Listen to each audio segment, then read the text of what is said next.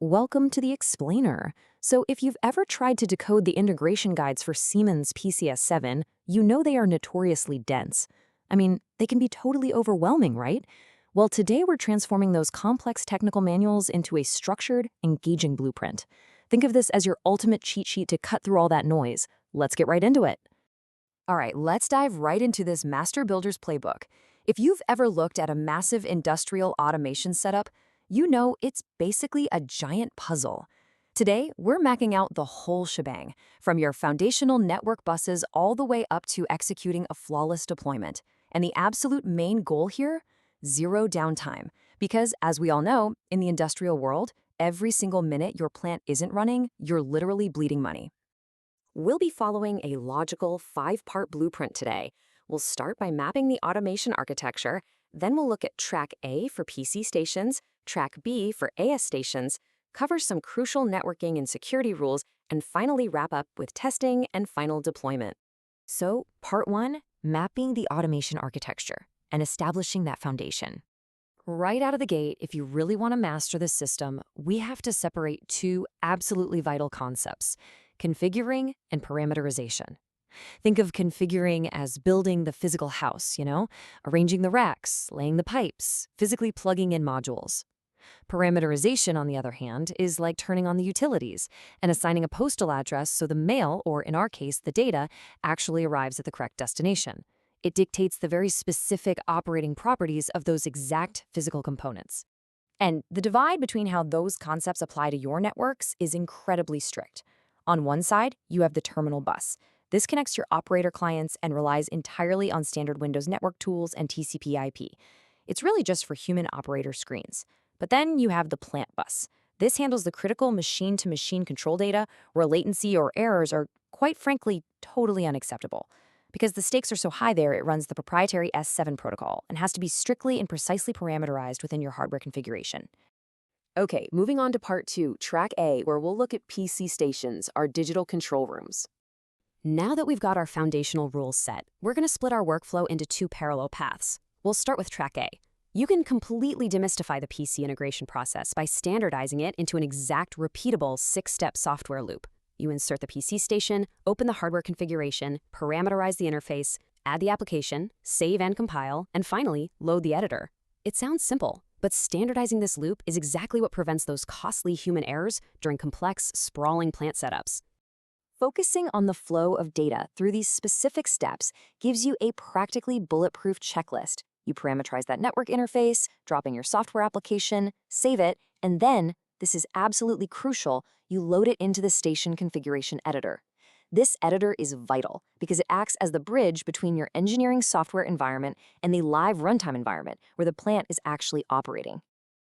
Software engineers needed a really intuitive way to visualize these digital applications. So Siemens designed the interface to look and act exactly like physical hardware.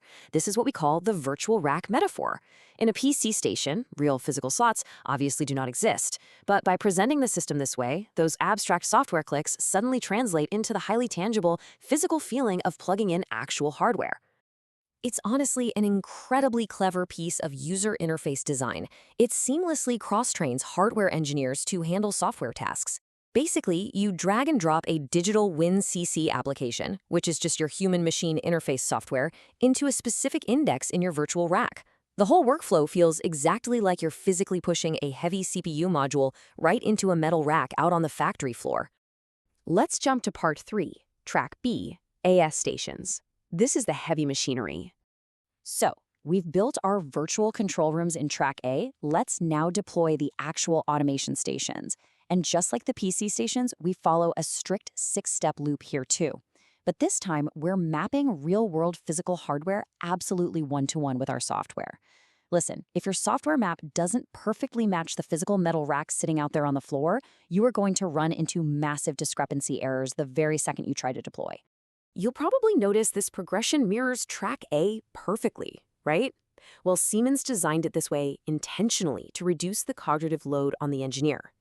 By ensuring that our engineering habits stay consistent across both software and physical hardware, we can build the architecture significantly faster and with way fewer mistakes.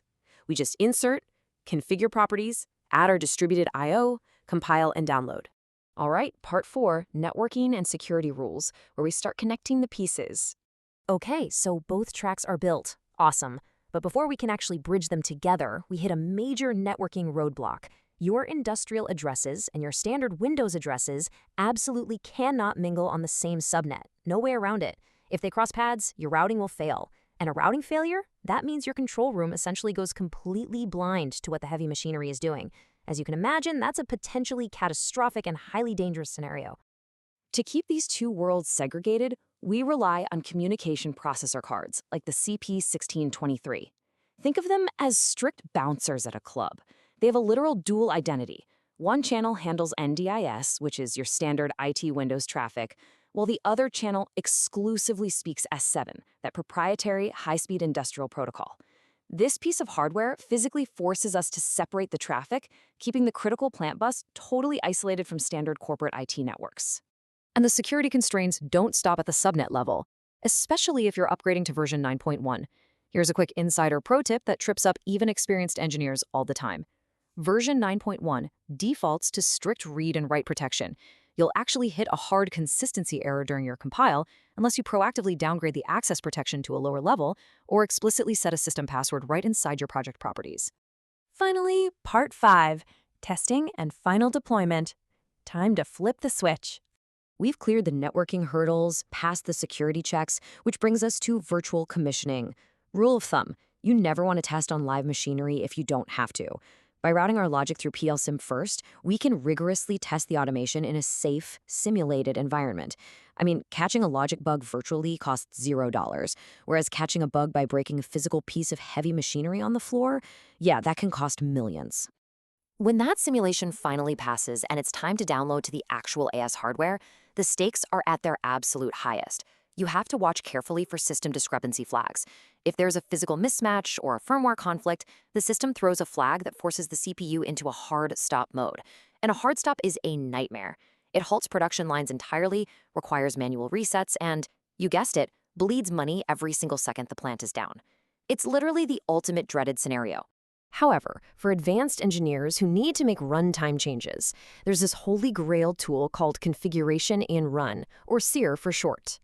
CIR provides a brilliant workaround to modify targeted hardware configurations without triggering that complete revenue-halting system shutdown.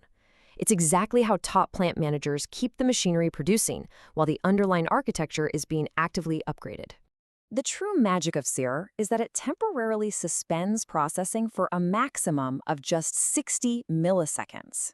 To put that into perspective for you, an actual human eye blink takes anywhere from 100 to 400 milliseconds. So CIR literally updates the factory architecture faster than the blink of an eye. It allows for massive updates with virtually zero operational impact. Pretty amazing, right? To guarantee success and avoid that catastrophic hard stop we talked about, you absolutely must lock in this integration checklist. Take the time to ensure your virtual WinCC applications are properly mapped, confirm your NDIS and S7 subnets are completely separate, verify your virtual hardware mirrors your physical racks exactly 1-to-1. Double-check that your CPU is set to warm restart to preserve your system state, and finally, make sure you flash your physical nodes so their firmware matches flawlessly. With incredible tools like Sylar handling physical updates in just 60 milliseconds, it leaves us with a pretty fascinating question. As these architectures grow infinitely more complex, will we soon see entirely AI-driven, automated Sylar updates that achieve flawless, zero-downtime integrations without any human intervention at all? It's definitely an exciting frontier for the master builders of industrial automation. Thanks so much for tuning into this explainer, and I really hope this blueprint helps you master your next deployment.